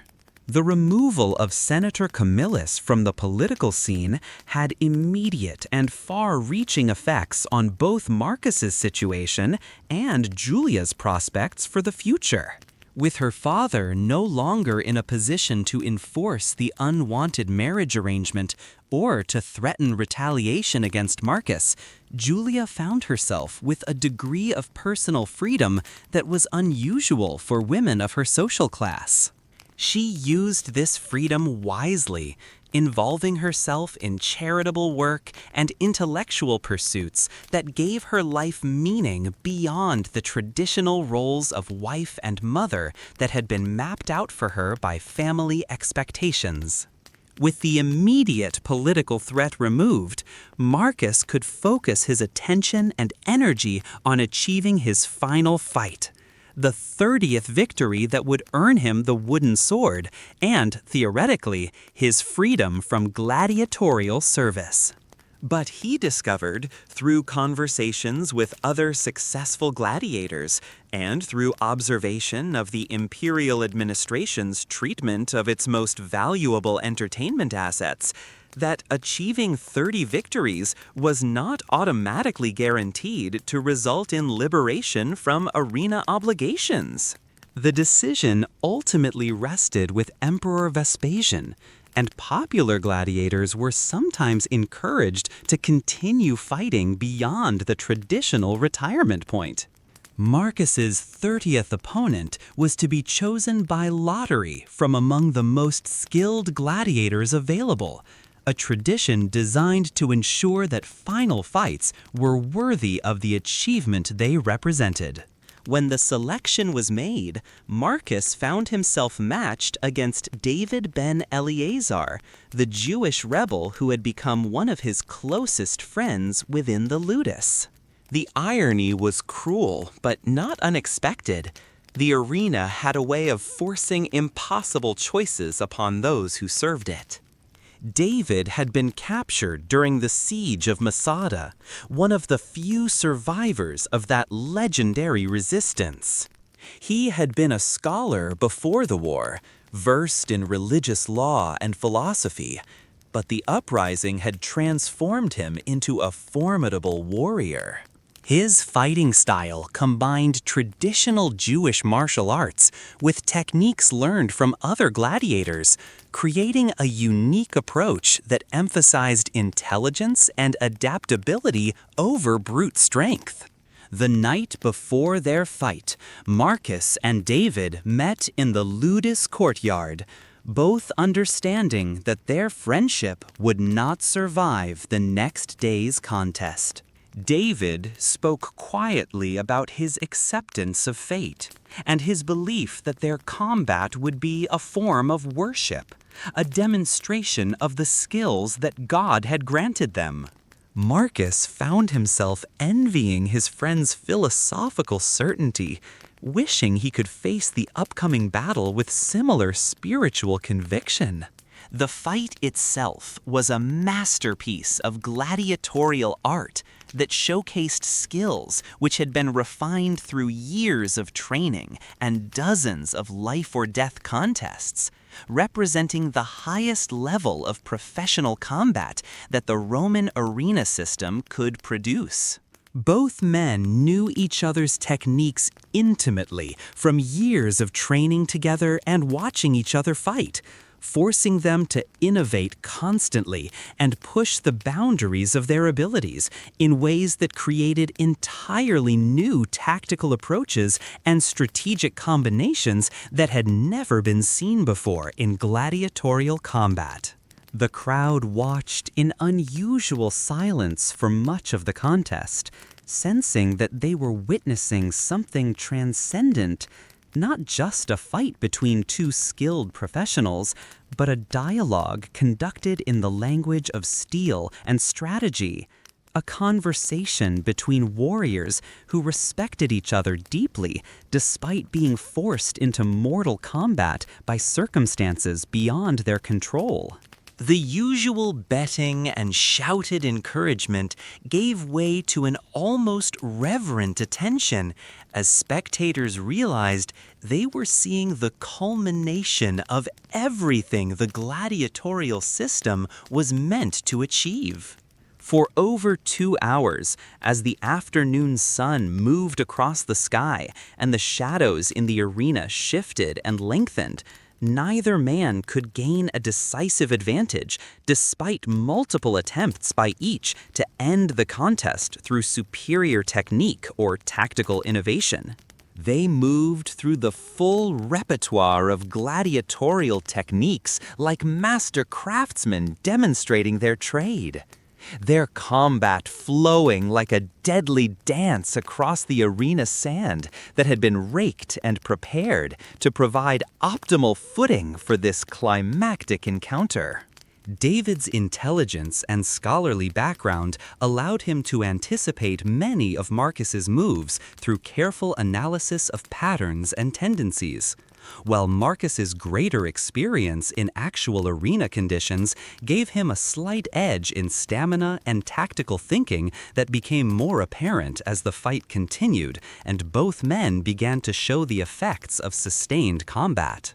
The exchanges between them demonstrated every aspect of gladiatorial skill: offensive technique, defensive positioning, psychological warfare, crowd management, and the ability to adapt continuously to changing circumstances. The end came suddenly and unexpectedly, in the way that decisive moments often do after long periods of apparent stalemate. David pressing an attack against Marcus's weakened knee in an attempt to exploit an injury that had never fully healed from previous contests, overextended himself slightly in his eagerness to land a decisive blow. Marcus saw the opening and took it with the precision that only comes from perfect technique combined with desperate necessity. His Sika finding the gap in David's armor with a thrust that was both merciful and mortal. David fell without complaint, his eyes meeting Marcus's with an expression of understanding and forgiveness. As David died, he whispered words in Hebrew that Marcus didn't understand, but somehow felt. Later, Marcus would learn that his friend had recited a traditional prayer thanking God for allowing him to demonstrate courage in the face of death. The crowd's reaction to the fight was overwhelming, a thunderous appreciation that seemed to shake the very foundations of the Colosseum. Emperor Vespasian himself descended to the arena floor to present Marcus with the rudius, the wooden sword that symbolized freedom from gladiatorial service. The emperor praised Marcus's skill and courage, declaring him an exemplar of the warrior virtues that had built Rome's empire. But even as he accepted the wooden sword, Marcus understood that his freedom would be conditional and limited. As a former gladiator, he would always be watched, always suspected, always dependent on imperial favor for his continued survival. The ceremonies celebrating Marcus's retirement from the arena were elaborate affairs that lasted for 3 days. Fellow gladiators, wealthy sponsors, and curious citizens came to pay their respects to a man who had achieved something that most considered impossible: survival through 30 gladiatorial contests. The gifts were generous, including enough gold to purchase a modest villa and establish a comfortable life as a Roman citizen. But the achievement felt hollow to Marcus. He had won his freedom, but at the cost of killing 30 men, many of whom he had respected or even loved. David's death, in particular, haunted him with questions about the nature of honor and the price of survival.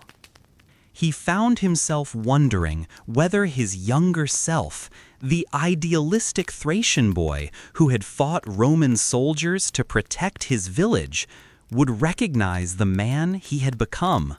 The reunion with Julia was bittersweet. Her father's exile had freed her from the unwanted marriage, but the years of separation had changed both of them. Marcus was no longer the passionate young warrior she had fallen in love with, and she was no longer the sheltered patrician girl who had found excitement in forbidden romance. They met in a garden outside Rome, in a setting that seemed designed for reconciliation, but both understood that too much had happened for them to simply resume their old relationship. Julia had used the years of separation to develop her own independence, studying philosophy and involving herself in charitable works that served Rome's growing population of displaced persons. She had grown into a formidable woman in her own right, no longer content to define herself through romantic attachment to a gladiator, however famous. Marcus found himself admiring this new version of Julia, even as he mourned the loss of their old intimacy. They talked through the night, sharing stories of what they had experienced during their time apart. Julia described the political maneuvering that had surrounded her father's downfall, the complex web of alliances and betrayals that characterized senatorial life. Marcus spoke about the fights that had earned his freedom, the friends he had lost, and the moral compromises that had been necessary for survival. By dawn, they had reached an understanding. Their love was real, but belonged to a different time in their lives. The people they had become were too changed by their experiences to recreate what they had shared in the ludus. They would remain friends, and perhaps occasional lovers, but neither expected or wanted the consuming passion that had once defined their relationship. Marcus used his gladiatorial earnings to purchase a small villa in the Alban Hills, a property that offered both comfort and privacy. The house was modest by patrician standards, but luxurious for someone who had spent years sleeping in gladiatorial cells. It included a small vineyard, olive groves, and enough farmland to provide a reasonable income through agricultural production. But retirement from the arena did not mean retirement from public life. Marcus's fame made him a celebrity throughout the empire, and he found himself receiving visitors from across the Roman world. Former soldiers who wanted to meet a legendary warrior, young men seeking training in combat techniques, scholars interested in barbarian fighting methods, and curiosity seekers who simply wanted to see a man who had survived 30 gladiatorial contests. These interactions gradually led Marcus toward a new career as a teacher and trainer. He established a school for young men who wanted to learn martial arts, offering instruction that combined gladiatorial techniques with the traditional fighting methods of his Thracian heritage. The school attracted students from various backgrounds, sons of wealthy families seeking physical conditioning, former soldiers wanting to refine their skills, and occasionally young men who hoped to become gladiators themselves. Teaching forced Marcus to articulate the lessons he had learned through years of combat, to transform instinctive reactions into structured knowledge that could be passed on to others. He found the work more satisfying than he had expected, offering a way to use his hard-won expertise for constructive rather than destructive purposes. His students respected him, not just for his gladiatorial achievements, but for his ability to convey complex tactical concepts in understandable terms. The school also became a gathering place for other retired gladiators, creating an informal community of men who shared similar experiences but had few other outlets for discussing their past lives. These veterans would meet regularly to share stories, compare techniques, and offer mutual support for the psychological challenges of readjusting to civilian life. Marcus found these relationships particularly valuable, as they connected him with people who understood the unique pressures and moral complexities of gladiatorial existence. One of the most frequent visitors to Marcus's villa was Wolfgang, the Germanic warrior who had helped expose Senator Camillus's assassination plot. Wolfgang had earned his own freedom shortly after Marcus's retirement, and he had used his gladiatorial fame to establish himself as a bodyguard and security consultant for wealthy Romans who faced various threats. The two men had developed a deep friendship based on shared experiences and mutual respect, and Wolfgang often brought news from the current gladiatorial circuit. Through Wolfgang, Marcus learned that the arena was changing in ways that both excited and troubled him. Emperor Vespasian was expanding the gladiatorial games as part of his broader program of public entertainment, creating new venues and developing increasingly elaborate spectacles.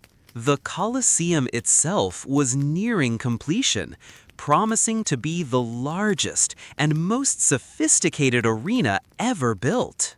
But the expansion of gladiatorial entertainment was also leading to changes that Marcus found disturbing. The emphasis was shifting from skilled combat toward more spectacular but less skillful forms of violence. Wild animal hunts were becoming more popular than traditional gladiator versus gladiator contests, and there was increasing use of condemned criminals who lacked proper training. The art of gladiatorial combat, which Marcus had spent years mastering, was being diluted by the demands of mass entertainment. These concerns led Marcus to write a treatise on gladiatorial techniques and philosophy, a work that he hoped would preserve the traditional methods and ethical principles that had once governed arena combat. The writing process forced him to reflect deeply on his experiences and to articulate the complex code of honor that had developed among professional gladiators.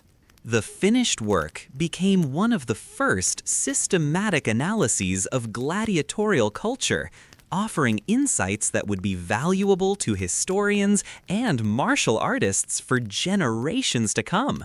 As Marcus entered his 40s, he found himself increasingly drawn to philosophical questions that extended beyond martial arts and combat techniques. His experiences in the arena had given him a unique perspective on questions of fate, free will, courage, and the meaning of death. He began corresponding with Stoic philosophers in Rome, finding in their teachings a framework for understanding the moral complexities of his gladiatorial career. The Stoic emphasis on accepting what cannot be changed while working to influence what can be controlled resonated strongly with Marcus's arena experiences. He had learned to accept the possibility of death while focusing his efforts on the skills and strategies that might help him survive.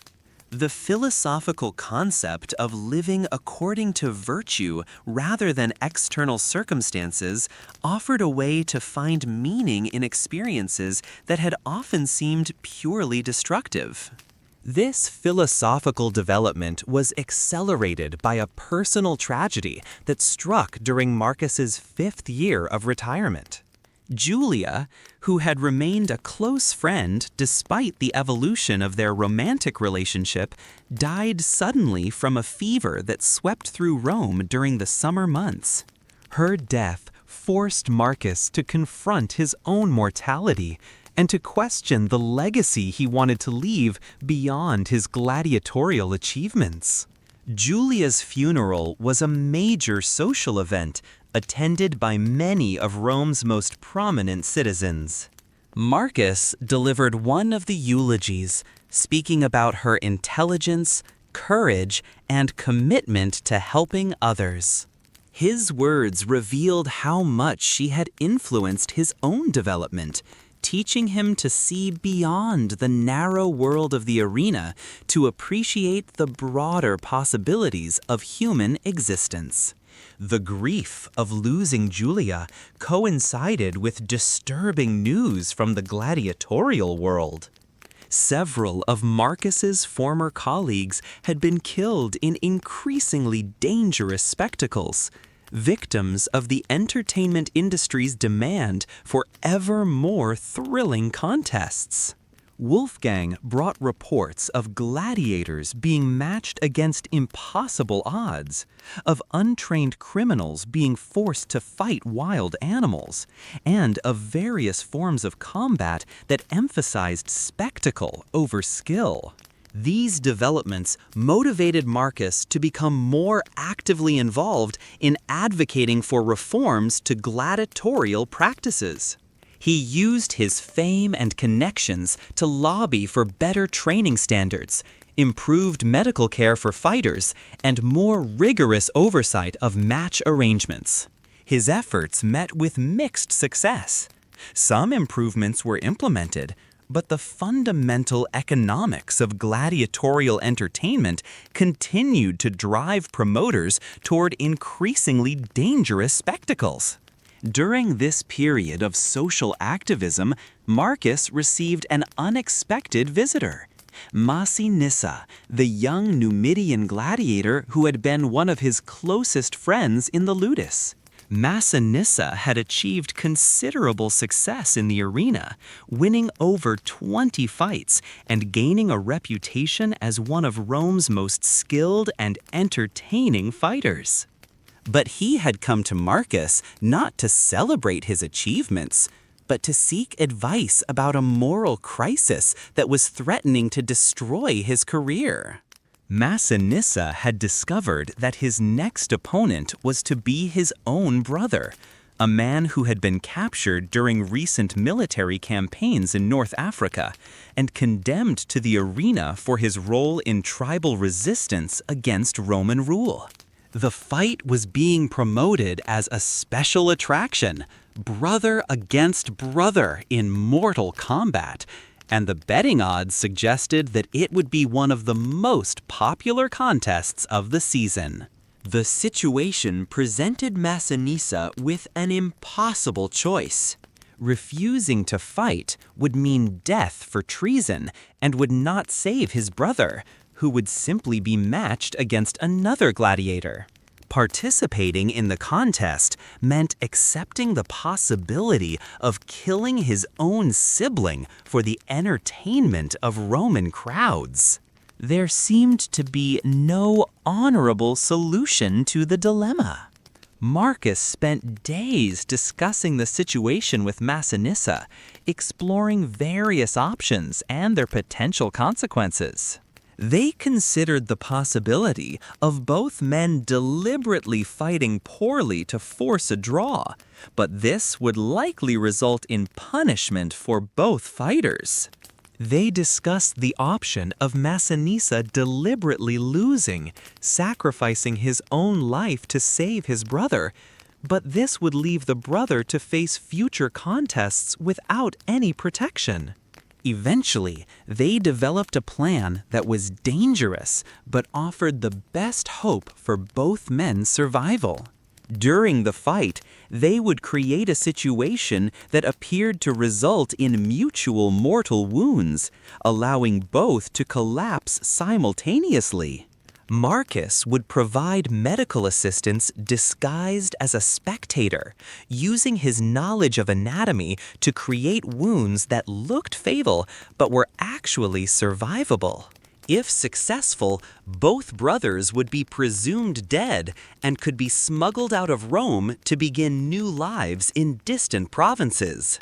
The plan required extensive preparation and the cooperation of several other retired gladiators who were willing to take significant risks to help their former colleague.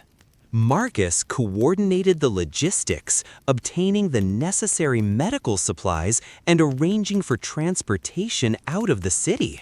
Wolfgang provided security expertise, identifying potential problems and developing contingency plans. The fight itself was a masterpiece of controlled deception. Both brothers fought skillfully enough to satisfy the crowd's expectations while carefully maneuvering toward the predetermined conclusion. At the climactic moment, they delivered simultaneous strikes that appeared to mortally wound both fighters. Marcus, disguised as a physician, was allowed onto the arena floor to examine the bodies and pronounce them both dead. The medical deception worked perfectly, with both men appearing to have suffered fatal wounds, while actually sustaining injuries that were painful but not life-threatening. They were removed from the arena on stretchers and transported to a safe location where Marcus could provide proper medical treatment. Within hours, they were on a ship bound for Gaul, carrying new identities and enough gold to establish themselves as free men. The successful rescue of Massinissa and his brother became the most satisfying achievement of Marcus's post-gladiatorial career. It demonstrated that the skills and connections he had developed in the arena could be used for constructive purposes, helping others escape the same brutal system that had once trapped him. The operation also strengthened his network of former gladiators, creating an informal organization dedicated to helping current fighters when possible. But the rescue also attracted unwanted attention from Roman authorities, who began investigating unusual activities among retired gladiators. Marcus found himself under increased surveillance, his correspondence monitored, and his visitors noted. The pressure forced him to be more careful about his activities, limiting his involvement in future rescue operations and focusing more on legal forms of advocacy and reform. As Marcus entered his 50th year, he reflected on the strange trajectory of his life. He had been born free in the mountains of Thrace, enslaved as a teenager, transformed into a professional killer, achieved fame and fortune, earned his freedom through violence, and finally found a form of peace through teaching and philosophy. Each phase of his existence had seemed to require him to become a different person, adapting to circumstances that were largely beyond his control. The teaching school had grown into a successful enterprise, attracting students from across the empire and generating a reputation for excellence that extended far beyond martial arts instruction. Marcus had developed a comprehensive curriculum that included not only combat techniques, but also physical conditioning, mental discipline, strategic thinking, and moral philosophy. His approach influenced the training methods used in several gladiatorial schools, contributing to improvements in fighter preparation and safety. Marcus's philosophical writings had also gained recognition among Roman intellectuals, offering a unique perspective on questions of courage, honor, and the relationship between violence and virtue. His work was studied in schools of rhetoric and philosophy, providing insights that could only come from someone who had lived through extreme experiences while maintaining his capacity for moral reflection. The final chapters of Marcus's story began to unfold when Emperor Vespasian died and was succeeded by his son Titus. The new emperor was known for his military achievements and his interest in gladiatorial games, but he was also more volatile and unpredictable than his father had been.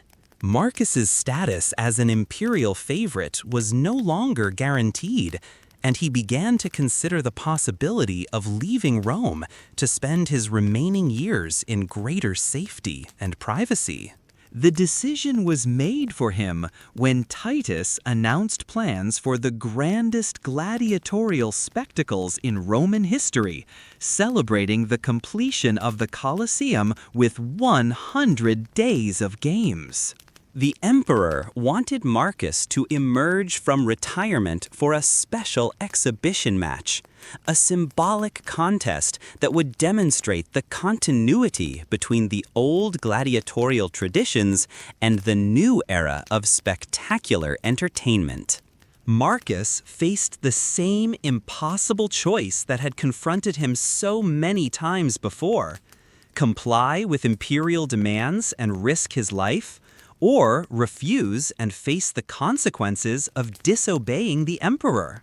At 50 years old, with reflexes slowed by age and old injuries that had never properly healed, he knew that returning to the arena would likely mean death.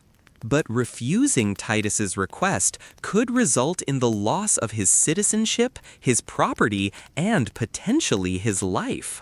The decision was made easier by an unexpected development.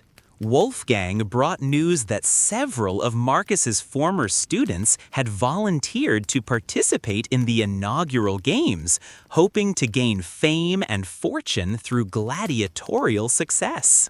These young men had been trained by Marcus, but had never experienced the brutal realities of arena combat. Their enthusiasm reminded him of his own naivety as a young captive, and he realized that he had a responsibility to prepare them properly for what they would face. Marcus agreed to Titus's request, but with conditions. Instead of a single exhibition match, he would participate in a series of training demonstrations designed to showcase proper gladiatorial techniques and safety procedures.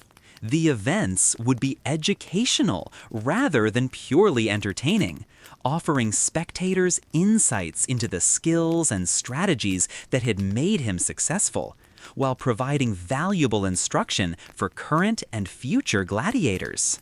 The preparations for these demonstrations became Marcus's final great project. He worked with the Colosseum's architects and engineers to design training scenarios that would be both visually impressive and educationally valuable. He coordinated with other retired gladiators to create realistic but controlled combat situations that would demonstrate various fighting styles and tactical approaches. The demonstrations themselves were tremendous successes, combining entertainment value with genuine educational content. Marcus showed audiences the subtle techniques that distinguished skilled fighters from mere brawlers, explaining the psychological and strategic elements that determined victory or defeat in gladiatorial combat.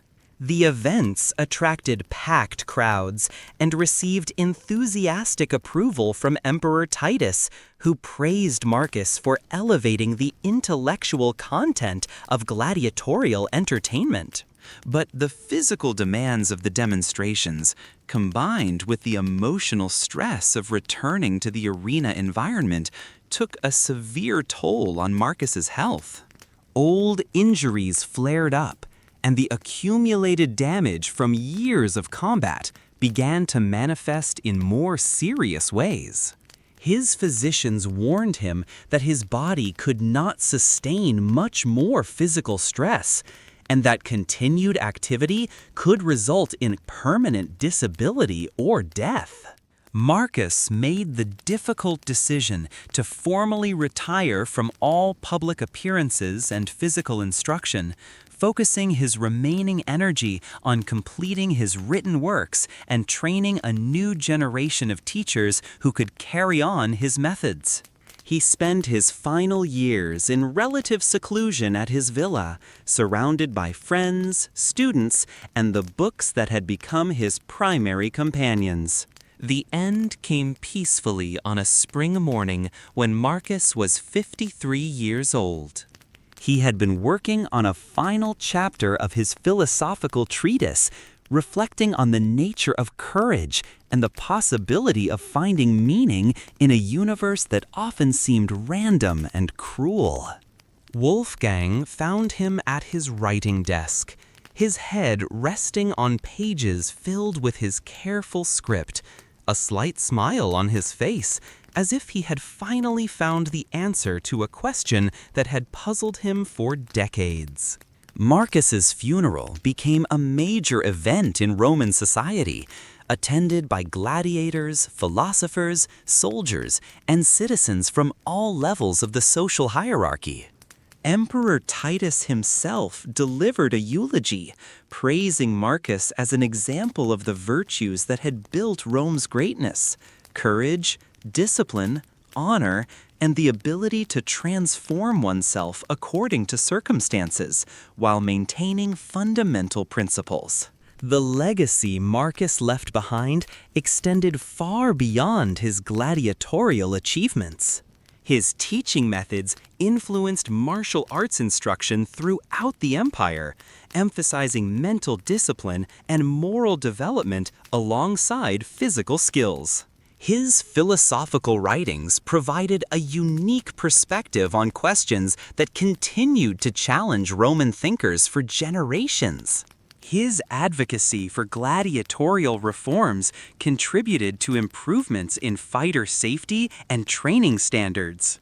Most importantly, Marcus's life story became an inspiration for people facing their own seemingly impossible circumstances. He had demonstrated that it was possible to maintain one's humanity even in the most dehumanizing situations, to find honor even in degrading circumstances, and to build something meaningful from the fragments of a destroyed life. His example showed that survival was not enough, that true victory required preserving one's capacity for growth, learning, and moral development regardless of external circumstances.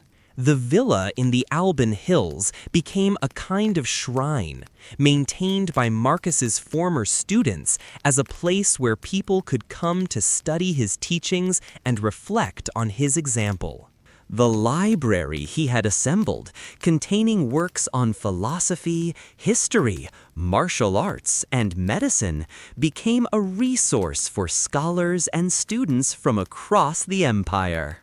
The training grounds where he had taught continued to be used for instruction, though the emphasis shifted toward the peaceful arts of physical conditioning and mental discipline rather than combat techniques. Wolfgang, who survived Marcus by many years, became the primary keeper of his friend's legacy. He established a foundation that provided assistance to retired gladiators, helping them transition to civilian life and find meaningful work outside the arena system. The organization also lobbied for continued reforms to gladiatorial practices, using Marcus's reputation and teachings to advocate for more humane treatment of fighters. In the years following Marcus's death, stories about his life began to take on legendary qualities. Some accounts exaggerated his physical achievements, crediting him with impossible feats of strength and skill. Others emphasized his moral and philosophical development, portraying him as a sage whose wisdom had been refined through suffering. Both versions of his story served important functions, providing inspiration and guidance for people facing their own challenges. The historical Marcus Aurelius Valerius had been a complex and sometimes contradictory figure, a man of peace who excelled at violence, a champion of freedom who had served the imperial system, a moral philosopher who had killed 30 men for the entertainment of crowds. But these contradictions were not weaknesses in his character. They were reflections of the impossible circumstances that had shaped his life. His greatness lay not in resolving these contradictions, but in living with them while maintaining his capacity for growth, compassion, and wisdom. As the Roman Empire continued to evolve and eventually transform into something entirely different, Marcus's story remained relevant because it addressed universal human questions. How does one maintain dignity in degrading circumstances? How does one find meaning in suffering? How does one find meaning in suffering? How does one balance survival needs with moral principles? How does one build something positive from the ruins of a destroyed life? Marcus's answers to these questions, lived out rather than merely theorized, continued to offer guidance and inspiration long after his death. The gladiatorial system that had shaped Marcus's life eventually faded from Roman society, replaced by different forms of entertainment and military organization. But the questions his life had explored, questions about courage, honor, survival, and the possibility of human redemption, remained as relevant as ever. In this sense, Marcus Aurelius Valerius achieved a form of immortality that transcended his gladiatorial fame, becoming a symbol of the human capacity to find light in darkness and to build meaning from the raw materials of existence. Good night.